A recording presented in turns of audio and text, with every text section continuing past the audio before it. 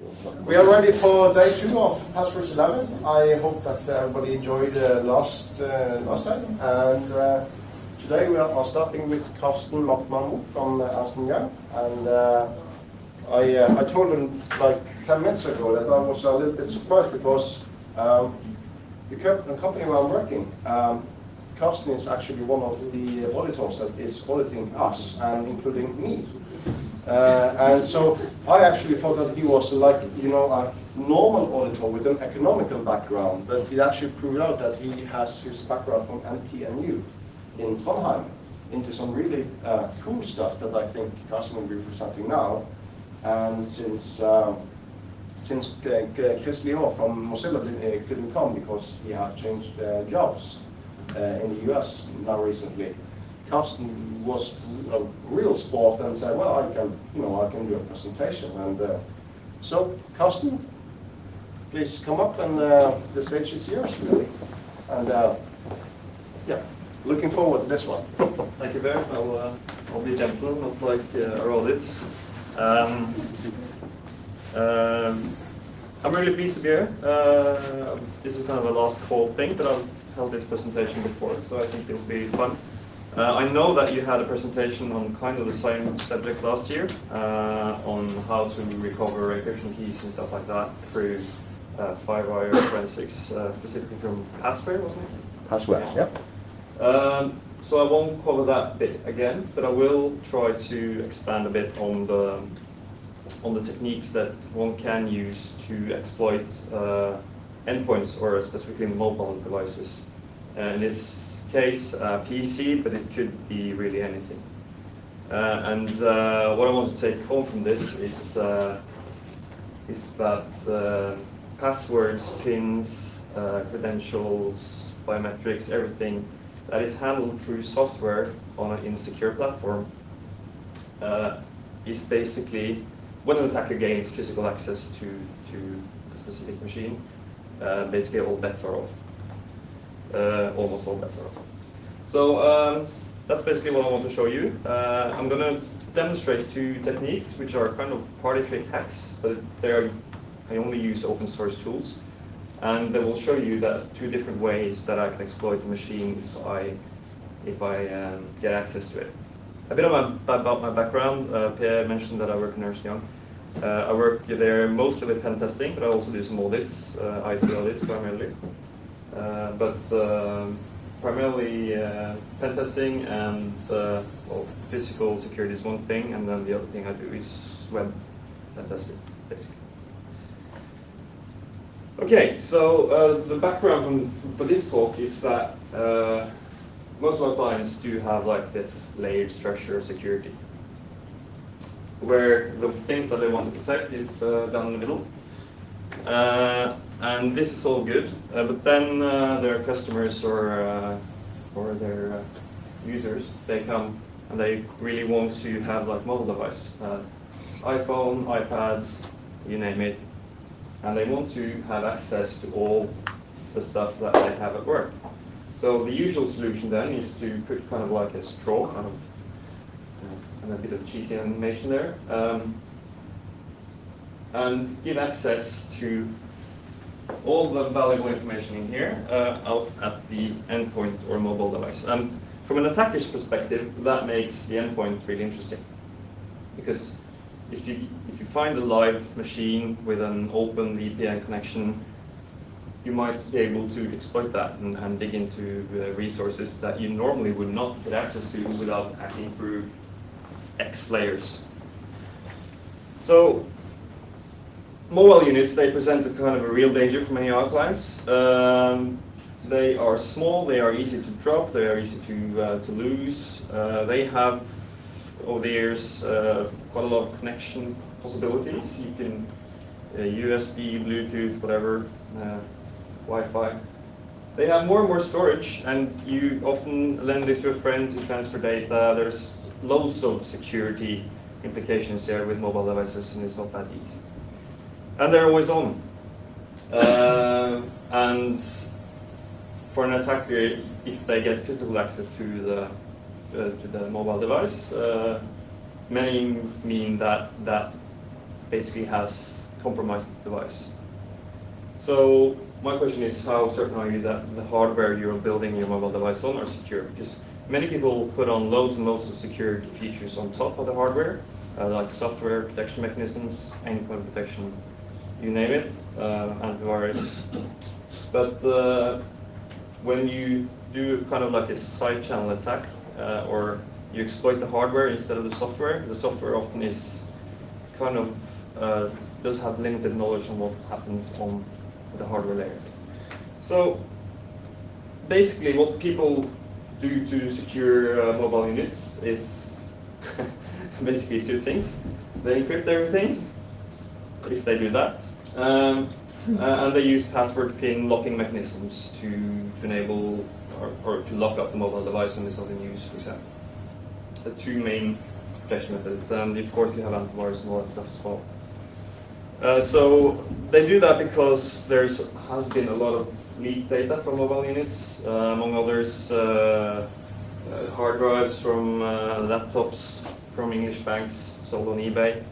So encryption has been more and more prevalent in the mobile device, at least in the enterprise market.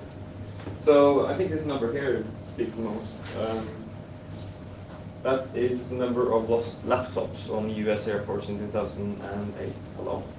And this number, of course, doesn't say how many of those laptops that were actually lost and then found, but still there's quite a substantial bandwidth data here that is traveling through unknown space and through unknown hands. So the potential for leakage is big, and of course if you find a drive or whatever with a lot of data on it, it's quite easy to just copy it and distribute it online or through eBay. So we, at least in the enterprise market, to avoid this, you encrypt your drive. And of course, as you guys know, this is a slide for people who are less technical than you, but the assumption that you are that all your security lies in when you use encryption is that the encryption key is secret. You assume that the attacker knows everything about how your encryption mechanism works, but as long as you keep the key secret, and the algorithm is strong, and the key is long enough, you should be secure. That is kind of like the sign of encryption mechanisms. So the best part, the best thing an attacker would be able to do is to try to guess the key given a good password, which, given a long enough key length, should be computationally infeasible. So when I wrote my master thesis for Norwegian Crime Investigation Service on this subject, because they see now that they find more and more computers that are encrypted, whole drive or just partitions or TrueCrypt containers that are put online on Dropbox, stuff like that. And they want to know how the chance is to actually locate the encryption key somewhere on the hard drive or in the memory of the machine that has been used to encrypt. Because given a good passwords, they only have the chance of, well, having a pure lock chance of actually hitting the key during a brute force attack. And as these numbers illustrate, that is more or less impossible if you use 256 AES, for example. So, in reality, you would think that this is how you attack a crypto system. It is not. This is how you attack a crypto system more efficiently. You go through what I can call a side channel. This is, of course, a different risk. I wouldn't really recommend this, but it's probably a lot more effective than that. So you go through kind of side channel to get the password or the key. That is much more effective than trying to brute forcing the algorithm or the key.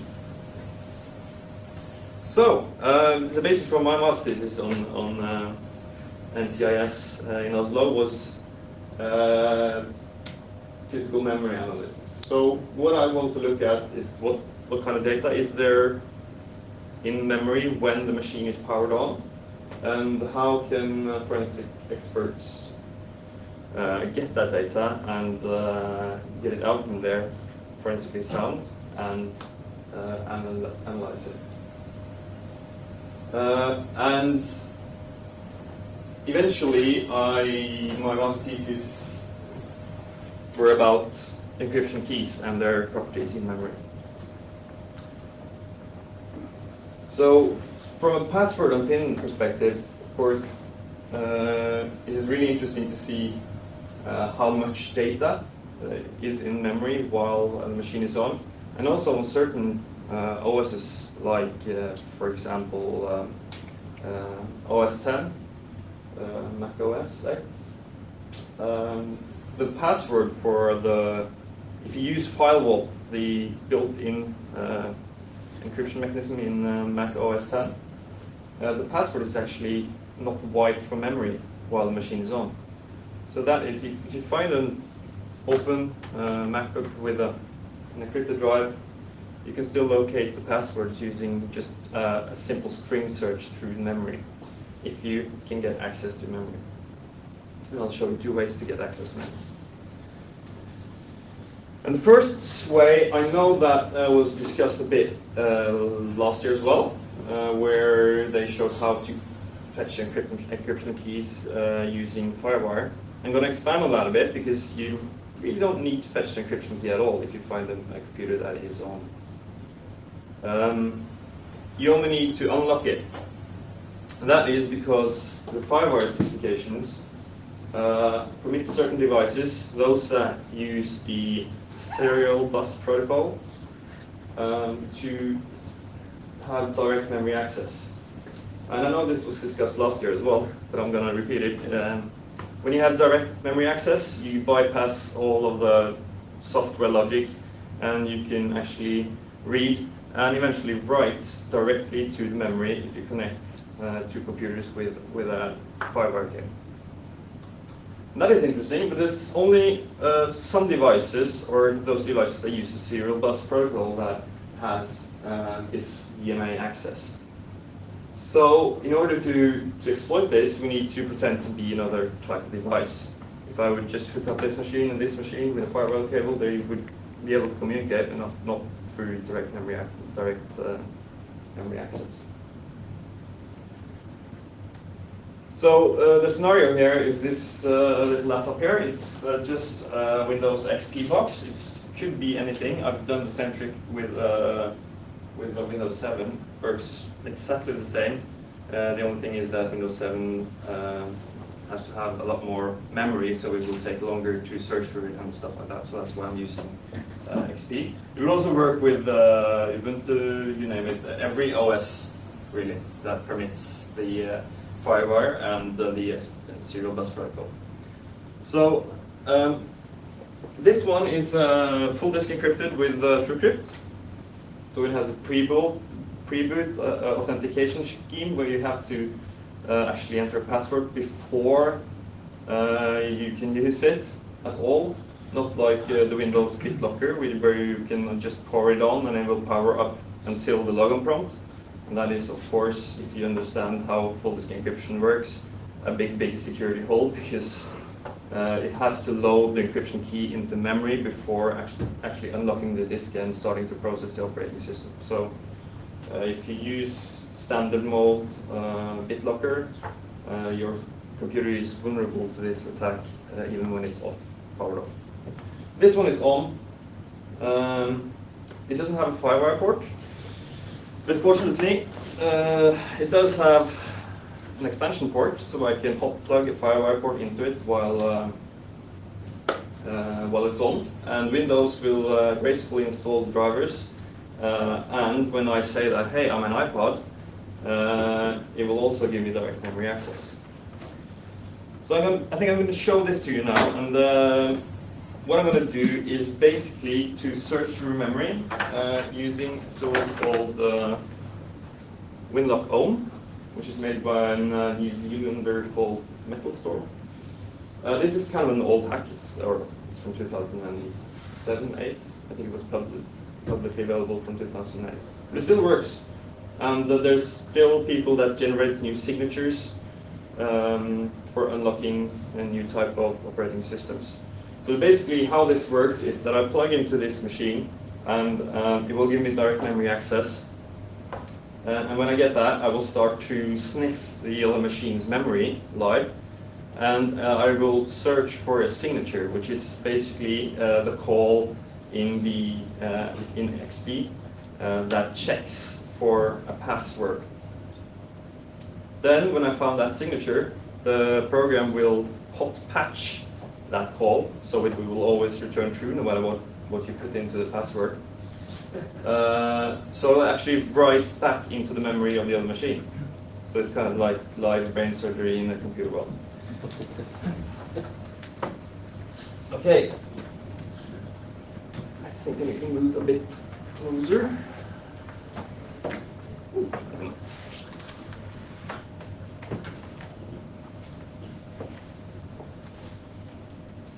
I only have so many meters with firewire cable.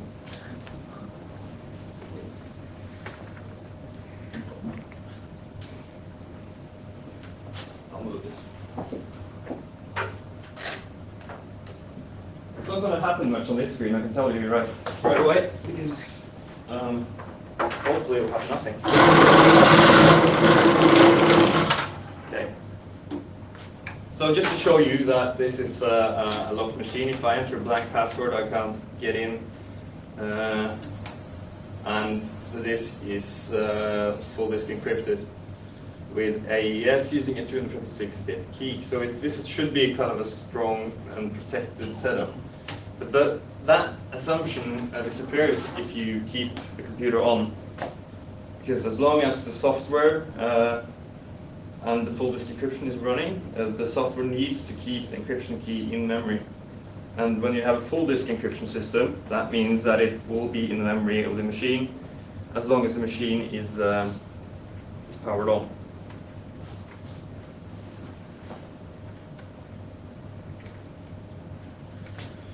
Alright, so what I'm going to do, I'm going to be a bit technical. I'm going to, yeah, you can see this. I'm going to load some custom-made drivers into the OS here, because I need to be able to write to the FireWire device, which is not really common.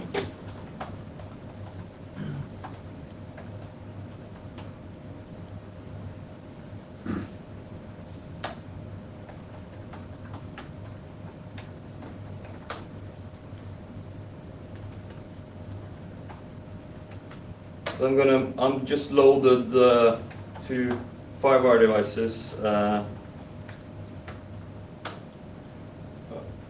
Sorry. Just to be able to actually communicate with this machine. And I also need write access.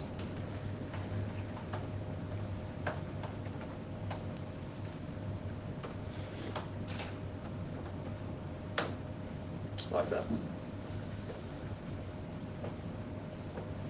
I should now be able to run one of the tools in the suit that this Metal Storm guy made. I'm actually going to change shell here. It's called bus info, and what it does, it just queries the FireWire bus and sees what information lies on it. Because as I mentioned, you can only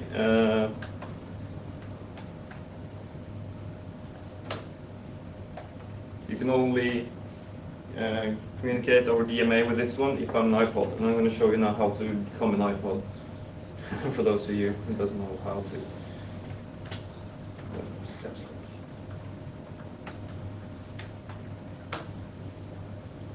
Okay, I just run the bus info information. There's lots and lots of information. But basically, the thing that you need to notice is here that I am now identifying myself as a Linux machine, which is not really what I want to do. So what I can do now is I can use another tool called the room tool to load the CSR or the read-only memory from an iPod that was sniffed from an iPod onto my FireWire interface here. So if I run the bus info again, you can see now that I'm now identifying myself as an iPod, a FireWire iPod. And the thing here is that iPod is one of the devices that uses the serial bus protocol. And that means that when I connect this machine, it will say, 5-wire iPod, okay, you use the serial bus protocol, here you go, direct memory access. So, just to show you, if I now plug myself into this one, okay, there's not much happening there, but you might have heard two sounds. That is Windows XP installing my drivers for me on the fly. And I can now run the WinLock On tool. This tool has, like I said, signatures for lots of operating systems. Windows 7 there's a lot of text here, but basically the only thing that you need to tell the tool is to which port and node and what type of attack you want. So this is FireWire port 0, node 1, attack 2, which is basically unlock Windows XP. And I probably need a Sudo as well. So what this does now is well, that was quick. It's snarfing memories of the other machine, and it looks for a certain signature, and it finds it, and it writes back to the memory of this machine, and then it hot patches the call that checks for the password.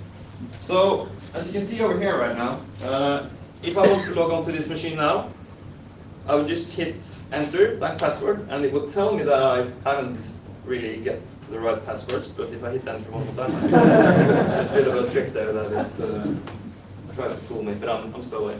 So that's a very easy way to get full access to a system that has a FireWire port or an expansion port, and which has not been properly hardened. Because you can remove all FireWire drivers, you can you can glue the the expansion ports. You can do a lot of tricks to prevent this. But we did that in December actually to glue our FireWire ports. How did that go down with the users? Okay. No, I did it at home. You did it at home. Okay. I thought you were going up through DB and gluing every port. That would be quite a job. That was after the password. Oh yeah. So, and of course, with the new MacBook Pros right now, there's a new interface, Thunderbolt, and the rumors has it that this also has kind of the same feature, permitting DMA through the hardware. And it's really not a software problem at all, because the hardware is, or the specification specifically says that you should load the serial bus protocol drivers and permit DMA, because this will give you quicker throughput when transferring large files, because you don't have to go through the processor. So it's really not a Windows problem, it's more of a hardware specification problem. And that is one of the things that I feel is important, is that it is hard to build something secure when you're building an open hardware that is meant to just work like plug and play. Okay, I'm going to show you another track as well. It will be a bit less like the one you saw last year, but I know it was mentioned. Because while I was writing my master thesis, a couple of bright guys up at Princeton, they found a way to... Go on to the next one. Yeah, sorry. On this one, obviously the machine, in order for it to load the FireWire drivers, must have had them in itself before. Right? Yeah. So is it the case that if you have a machine that didn't have them, then at this point you wouldn't be able to load them? Or is this not a protection because, well, what happens? You will not be able to load them. Depending on if this machine was online and configured to download drivers automatically, for example, that would probably defeat that one as well. But as long as if you have like physically removed the DLLs that are loaded as a part of this driver loading mechanism, I would not get direct memory access. So that is the easiest way to protect yourself from this type of attack. That applies to Linux and everything too, to remove the modules or both your own kernel, etc. Yeah. So if I am the attacker and I find this laptop and this doesn't work, presumably because it hasn't loaded the drivers, is it enough for me just to plug in an Ethernet cable so it will automatically upload, or will this work? I've heard about attacks through Ethernet as well, but I think that would Not be... Ethernet, just the No, purpose of for letting it the upload the drivers. XP by default won't download, it'll prompt you with a wizard that you can go hit it to automatically go download, but it doesn't just do it by itself. And then it might not do it as well if the machine is locked, like in this example. So, So is this effective protection then, just removing this firewall? Yeah, I would say If that. You don't have That a is- firewall peripheral anymore. that is the best software way to protect your machine. I think the best is probably disable the BIOS. And Yeah. lock the BIOS. There's a combination of things you can do. I will get back to it in the end because you can disable, you can password protect the BIOS, you can disable or lock down the BIOS. And you Password can also- protecting the BIOS is always a good idea, but it would apply to this because to get to it, you'd have to switch it off and then you wouldn't be able to. Yeah, it will apply to the next attack. That's why I'm mentioning it. Because if you haven't password protected the BIOS, you will be able to boot into another OS, which I'm going to show you how you can exploit and get the encryption key of this machine right now. There's a combination of things you can do. Specifically for the firewire thing, you should definitely remove those drivers. But of course, then again, you won't be able to communicate over the serial bus protocol with devices that really actually benefit from it. So there is, I don't think there's a solution that is without loss of functionality, unfortunately, security-wise. Can it be the conclusion that physical security is the most important? If you want real security, you cannot do anything without physical security.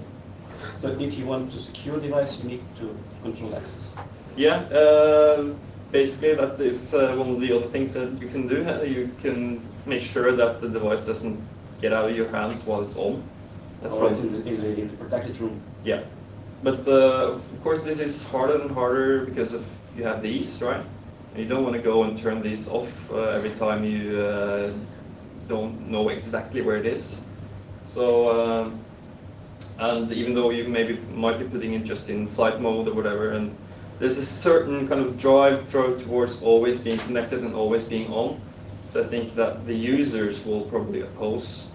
They already do because they don't turn off their PCs when they said put it in standby. And if this machine was in standby when I found it, I just powered it on and it will boot up and it will present me with the same login window. If it was in hibernate, that would be harder because I'm using TrueCrypt and they have a pre-boot authentication screen. But still, yeah, absolutely, physical security is important when it comes to devices like this. Absolutely. Wasn't it Password that showed us the attack on Hibernate file, or was that? Yeah, password. Yeah. So password attacks or attacks on the Hibernate file works as long as the drive is not full disk encrypted, or all the drives are not full disk. The system drive is not full disk encrypted. Because if the disk is full disk encrypted, the hibernation file will be put on an encrypted volume, and if the machine is off, then you won't have access to it. But still, if you just encrypt like a one partition, then that is definitely a viable attack for me. So, but these Princeton guys, they found a way to do the cold boot attack, and I know that this was mentioned last year as well, but I thought I'm going to demonstrate how they actually do it, because it's not that hard. People think that, oh my god, you have to use like a freezing fluid nitrogen and whatever to do this, but it's not really hard, and it works. So I think I'm going to show you how to do a cold boot attack. And basically, the thing why it works is because that modern physical memory modules, RAM modules, use a certain period to lose its state. So if it's powered on and you cut the power, it uses a couple of seconds to like zero out. So, and this period can be extended if you cool it down. So if you cool it down sufficiently, you can extend the period while it keeps its state or maintains its state. For quite a long time. They did some tests with liquid nitrogen, and they were able to cool down memory chips, put them in freezing or in nitrogen, and transport them a couple of hours from one place to a lab, and then put it in another machine, dump the memory, and analyze it, and the memory was still as it were when they powered off the machine. So it's possible if you freeze it sufficiently to keep the state, and that is because I'm not a physicist, so I'm guessing it's because of the physical properties of condensators and stuff like that that is in modules. Because in dynamic RAM you have to do like a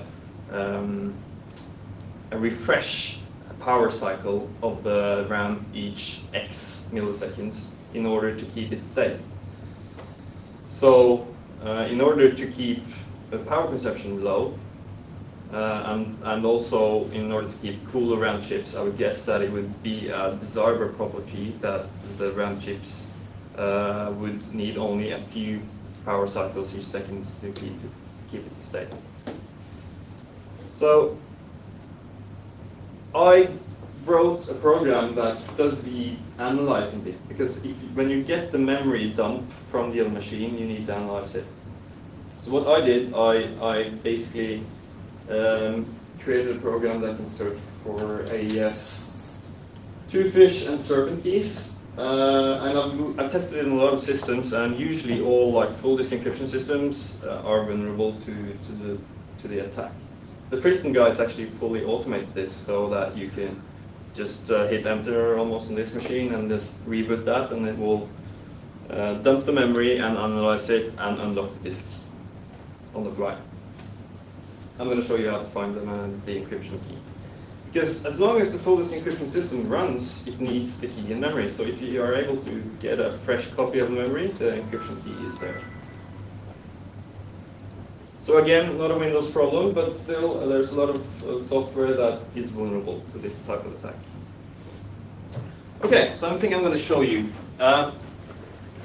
What I need is basically, I'm going to dump the memory over a crossover cable from this machine and to this machine. So what I need is dust off, or the thing that you use to remove dust from components and stuff like that. If you invert this, you get only the, I don't know what this is called in English, but the gas that it uses to propel the air out of the box, which is basically ice cold when it hits. It works very good you can freeze grapes with it and stuff like that as well. It's really cold. So I can use that yeah, probably. This is the US. I guess it would be like a huge sticker on this. If it's I think it's a warning somewhere that you should hold it upright while blowing. Yeah. I'm gonna disregard that. And I need some plastic foil in order to. This is kind of like a housewife hack. So just to try to keep. I don't want too much moisture or condensation on the chips. And what else do I need? I think that's that actually. So the first thing to do is just to connect the two machines. And I apologize for those of you who might have seen this before, because I've seen it been done before as well. Let's just assume that the password of that machine is still intact in memory, and that that I haven't hacked it already. Let's see. Question. Yeah. That computer, you changed the memory. If you reboot it, it will be sort of protected again, right? Yeah. Yeah. Yes, it will.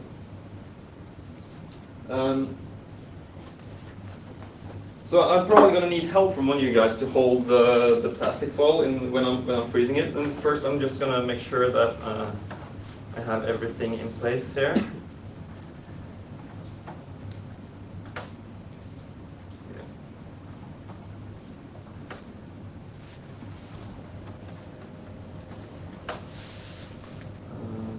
So I just made a short script. What it does, it sets up a DHCP server and a TFTP server on this machine.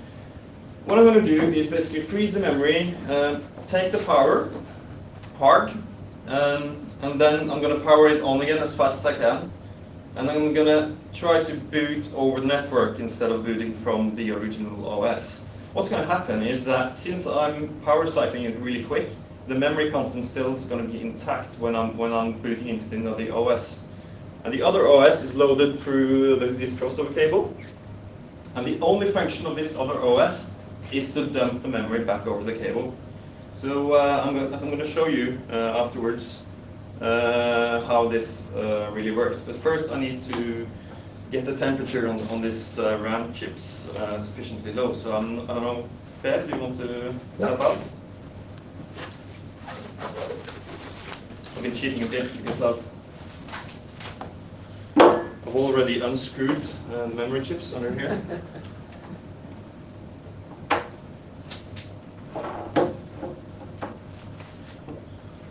So I don't have to do that. Basically, what I need to do is just to hold it, try to hold it still now. I don't know if all you guys can see right now, but maybe if you can stand behind me. Wonderful view.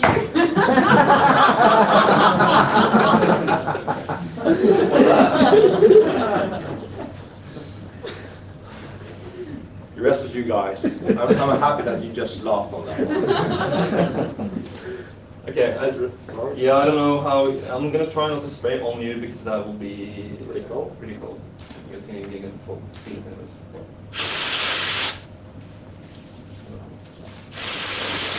Are you okay? Yeah. Tell me before it hurts, please.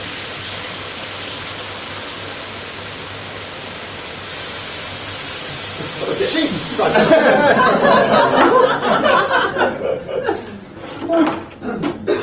Okay, so I'm gonna power cycle it. Did you forget to start your script? That's okay. Okay, good.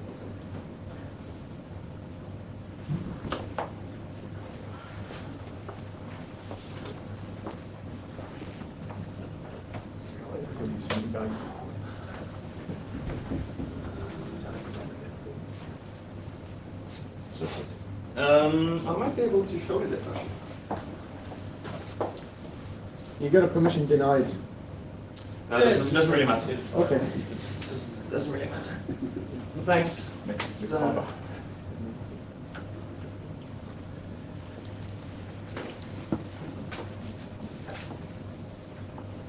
see. You can get this up on the screen.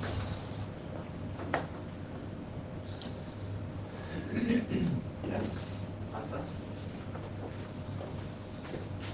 Okay, so what you see right now is basically our rig machine just asking for an IP and downloading a memory scraper over the cable. And as you can see, it's just right now waiting for a handshake in order to dump the memory content over from this machine to this machine. So I'm going to give it that handshake.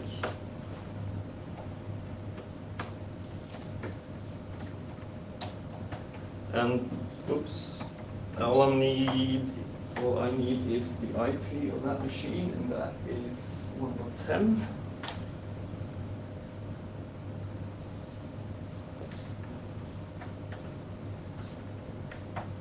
I'm just gonna, oops.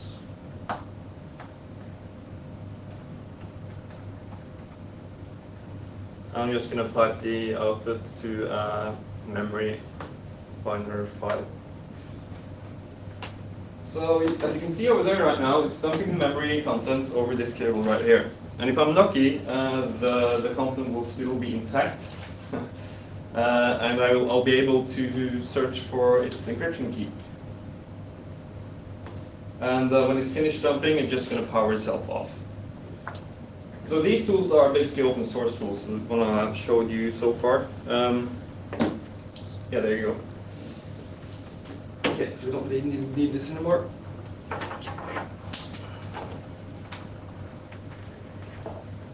But in order to search for the encryption key here, I'm going to use my own tool, just because I'm here. It's called Interrogate, and this is basically the tool that I used, that I wrote during my master thesis. It's not really maintained, but it still does the job in terms of searching for encryption keys. And just to be quick here right now, I'm going to tell the tool what kind of encryption keys it's looking for and what size it's looking for. It doesn't have to get this as input, but it will quicken the search a bit. And then, since this machine is fairly stable, I also know approximately where in the memory the encryption keys are located, and that is also quite kind of stable, the address. So I'm going to give it a range to look in, and I'm just going to give the file that I just downloaded over the Ethernet cable as input. And what it basically does now in order to find the keys is that it uses the AES key expansion algorithm to locate the keys, because AES and many other encryption algorithms work the way that they expand the master key into a schedule of many keys that it uses in each round of the algorithm. So in the AES case, it does this, and so all the round keys in the key schedule are derived from the master key. Well, okay, so one of you that has done some C programming can think that if you use a struct or something, a structure to hold the keys, and you generate something from this master key, and you put it right after it in memory, you could think of an algorithm to find this key that is such that go through each byte offset in memory, pretend that the following 256 bytes are Carsten encryption key, generate the key schedule, and compare the key schedule to the keys or to the bytes that are located right after the assumed master key. And if it's a match, this is more, it's 100% sure that this is an encryption key. The 100% thing is, of course, debatable, but it's still, an encryption key is, one of its properties is that it's supposed to look random. This also looks kind of random. So this is in fact 256 master key of this machine, and this is the key schedule that was loaded in the memory while the machine was on. So what I will do now in order to unlock this machine would be to use this key. I probably have to do some modifications to TrueCrypt in order to decrypt the disk, and I can just use the raw key as input and decrypt the disk. And it actually, I think someone has made a tool for that as well. And there are tools for decrypting PGP, encrypted disks, and BitLocker as well, I think. So I'm not completely in control of this PC, but I still have the encryption key. And if you remember from the start of my presentation, the encryption key is where the security of the encryption lies. So having the encryption key basically means that the encryption of this machine is broken. Can you forbid having the expansion key in the memory, just compute it on the fly when you encrypt or decrypt? Yes, and that is usually what the tools does. But since this is whole disk encryption, it encrypts and decrypts all the time. So it doesn't have any time to wipe the key from memory. Because these keys are used in each round, each encryption of each data segment. These keys are used, so these are used all the time. That's why it's always in memory. Yeah, to make things faster. But yeah, if you want to make your tool not working, then you just don't do this. Yeah, but there's how can you find the key in this case? Yeah, there's other ways of finding this key. I haven't mentioned it. You can also search for, if you know the structure of the data structure that is holding the key, you can also search for that using kind of entropy measures and stuff like that. That is how I find. Guys from Russia told last time, so they do some entropy searches as well. Yeah. So you can there's other ways of finding these keys as well. So basically, the problem here isn't that the key is in memory, because that is property of software encryption. Yeah, turn the laptop off. Make sure that the RAM hasn't maintained any state. Other than that, don't leave it laying around running. Yeah. Where in memory does the dump program log in? So It theoretically, it's used that for key storage. Yes, you can. If you, the problem is that it loads this. The program that I loaded over the cable is really small. It's coded in ASM, and it's made specifically to be leave as little fingerprint as possible in the memory of the victim computer. That being said, yes, if you can specifically tell the OS to load the keys into a specific area, that you know it will be overwritten when I try to load the program, that would probably be helpful, but still I'm not sure that you can do that because the OS only sees virtual memory. So you can't really tell where in the memory, and the memory that I get over here is not virtual memory, it's the raw physical bits of the chips. So I don't think you have that as a possibility in modern days OSs. Timothy? Any more questions regarding this? Okay, but anyway, you need to have boot enabled, Yes. network boot or other way of boot, and your BIOS inside your notebook should not wipe memory. So some clever BIOSes wipe memory before starting anything. Yes, if you have I think most of you guys will remember that old PCs used to have like a memory self-check. That basically wipes out all the memory. So if you want, you can turn that on again. Modern day OS doesn't really need that check anymore, but that could be a security measure. And password protect your BIOS, and don't allow booting from other OSs. That would also help. But It doesn't still, look like a big protection because you can freeze your stuff, take the chips and put them in another laptop. Exactly. Exactly. So, but of course, these are things that you can do if, from an attacker's perspective, you cannot really know whether the BIOS is locked or what obstacles you will find when you boot it off. So if I would be 100% sure to get the memory contents, I would actually take them out of the machine and put them in on the machine. Okay. Just one comment. A password lock BIOS isn't really a protection either because it can still be reset. Yeah. Well, it seems You most probably won't have to dismantle that computer, but still. Resets of. You can zero Resetting the out BIOS. Reset Yes. the password. Yeah. Sure, there's some jumper in there. Actually, in notebooks there is no jumper. Half a year ago, I'm unlocked, accidentally locked by hardware, old Toshiba notebook, and I found an internet solution. I built some schema that plugged into printer port to reset BIOS. I disassembled the whole notebook.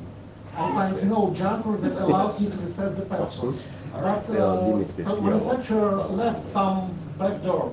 For modern notebooks, you probably will never find that backdoor. I believe it exists, but it's known only for manufacturer. There is no BIOS like on ordinary motherboards from big computers. No jumper. Well, I should note, companies like Dell have a master password that actually only the service techs are supposed to have that will let you straight in. I happen to know people that were. I was wondering, have you tested just moving the chips? Because especially laptops, they are pretty slow in upgrading the RAM types, so it would be quite cheap to have a spare cracked book available. But is it enough to do that? On this machine, yes, it works. Yeah. It depends a bit on the RAM type. Some types have quite fast updating frequency, so it will. You need to really cool it down to like minus 50 degrees and before you take it out, or before you take power. But it depends. This one here is quite stable. I don't think you need to cool it a bit, and then it will hold for 10, 20, maybe 30 seconds. So the lesson is always run computing apps to keep the system as hot as possible. Yeah. Running boy. Is there a way to keep it? You store the keys on the external side? Yes, well, you can use hardware. Hardware encryption will efficiently defeat this if the keys are, or if it's encrypted at the hardware level. You can store using software encryption, there is really nowhere else at the moment you can store the keys than in memory.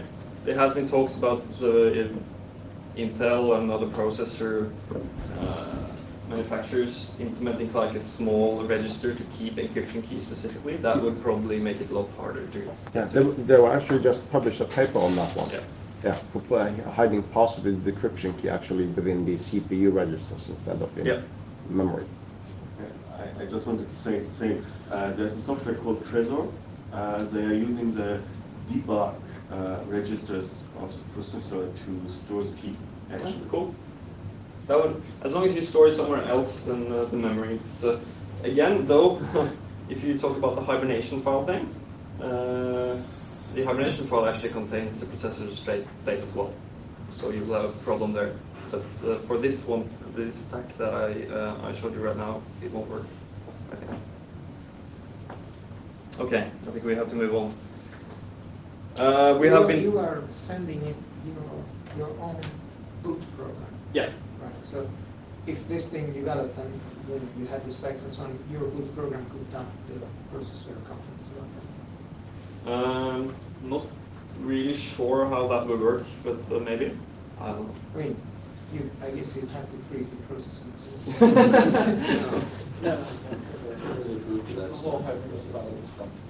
No, we are talking about the one where the hybrid. I'm not sure if that works. But, again, it's as long as you keep or use software for encryption, I think you will have a problem about where to store the encryption keys. And be wary of hardware encryption on hard drives, and this put a nice thing together, which it turns out a lot of manufacturers that say like AES 256-bit are not. That is the problem with hard drive encryption. It's really hard to actually get, because an encryption algorithm is only as strong as the number of peer reviews it has had, and it's harder to audit and check hard drive encryption mechanism than for example, 2Crypt, which is open source. So. Vendors say that hard drives are very secure. Yeah. I mentioned we've talked a lot about protection. I want to tell you the basic. You don't really need very much to attack a physical, at least on a laptop. You don't need very much special equipment. Firewire cables and yeah, I forgot to give you these. And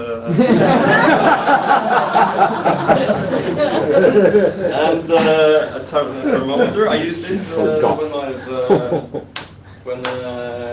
when we need to cool it down.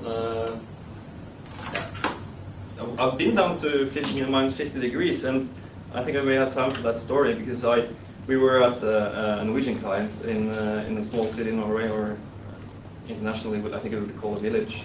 And we were testing a very special machine, which was basically a PC, but it was in a kind of a special box, and it was designed to be secure and actually stay out in a potentially hostile environment for without maintenance for a very, very long time. And it was hard. It was a hard disk encryption there. I think they used TrueCrypt, and we were trying to see if it was possible to get the encryption keys, because that was actually a real attack scenario. But the problem with this was that the memory modules were so deep inside the computer, and we couldn't take the computer out of the box without taking the power. So we had a really big trouble actually freezing the memory modules enough. So we thought, I was there with a colleague of mine, which is a bit older than me and a bit lower, and yeah, he really looks like a hacker. And he, and we were thinking, how can we get the freezing liquid into the machine without hurting it, and at the same time getting low enough temperatures? So we needed something that was long, and it was waterproof, and it should be it should transfer heat or cold very good. And we were thinking, and of course there's one thing that is efficient, and that is condoms. So condoms is actually quite good to, if you are having trouble getting the liquid to the right spot. And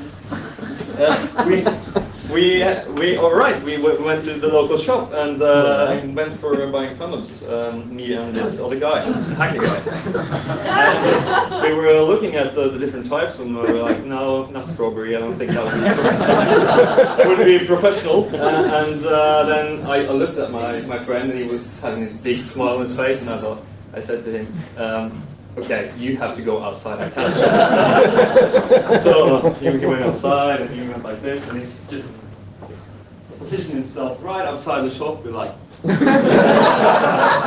kid outside the candy store. And I went to the cashier and bought this packet and the girl behind the desk, she looked really weird at me.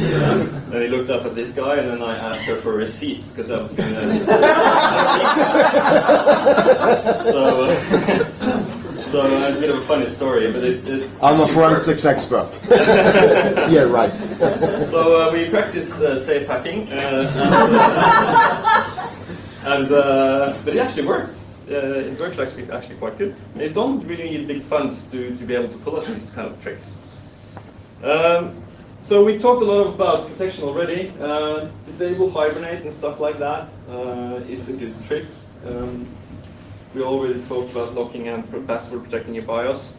And also physically shut down your firewire ports is an option. Not if you're in a big company, but maybe privately. But inform your employees, and this is kind of like a big thing for me because the information security policy is there for a reason, and there's actually a reason why you are supposed to turn off your machine.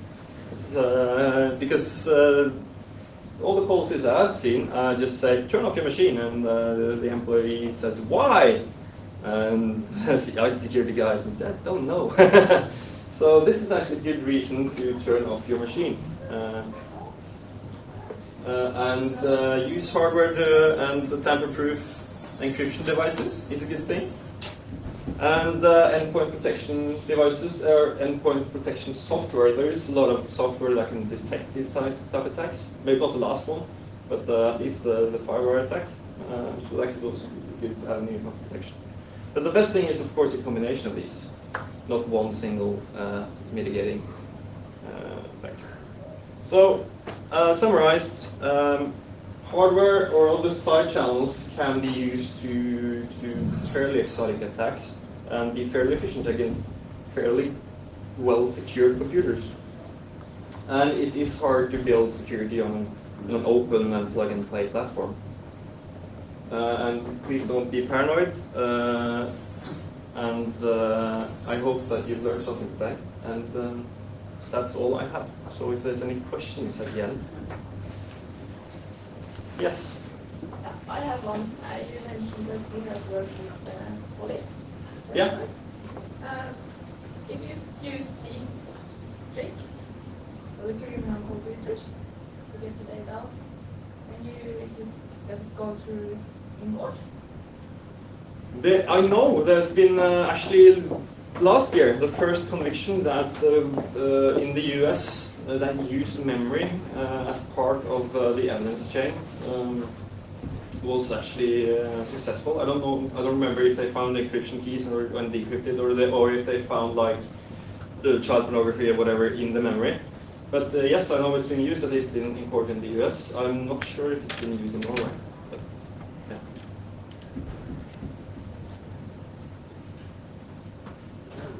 Some mentioned storage of keys in CPU registers. I guess this almost could be an argument that if you can only spare 64 bits of registers, you'd better use a 64-bit key that can't be copied without a 28-bit key that can be copied. Yeah, I don't think that this attack is kind of like something you do. It's more for forensics guys than it is for the regular hacker guy. But of course, it's possible. So if you are really targeted towards one individual or one company, this could be an avenue. But no, I don't see this as a high-risk scenario, but it's still a scenario. So if you, I wouldn't recommend using 64-bit keys anymore. No, I know. Another thing was, for instance, on Linux, would it be enough to just blacklist temporarily the firewire bar? Because that's no. Well, you can read the documentation on it. The blacklist, you have to disable the autoloader, and the blacklist doesn't apply to modules that root time scripts may load, so you actually have to hack up the scripts quite a bit, at least on Debian and Ubuntu. And there is no work on patching those drivers, for instance, to have something you have to touch in kernel memory to enable PMA explicitly.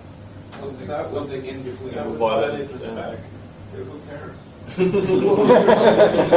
You're already violating the spec technically because you have a firewire port but it's not enabled. So I suppose because you heard of the kernel. I haven't heard of any discussion about that. Of course, it would be possible. Because the easiest thing was just to remove the kernel module somewhere that the scripts won't find them, so you can manually load them if you need to. Well, yeah, you can do that too, of course.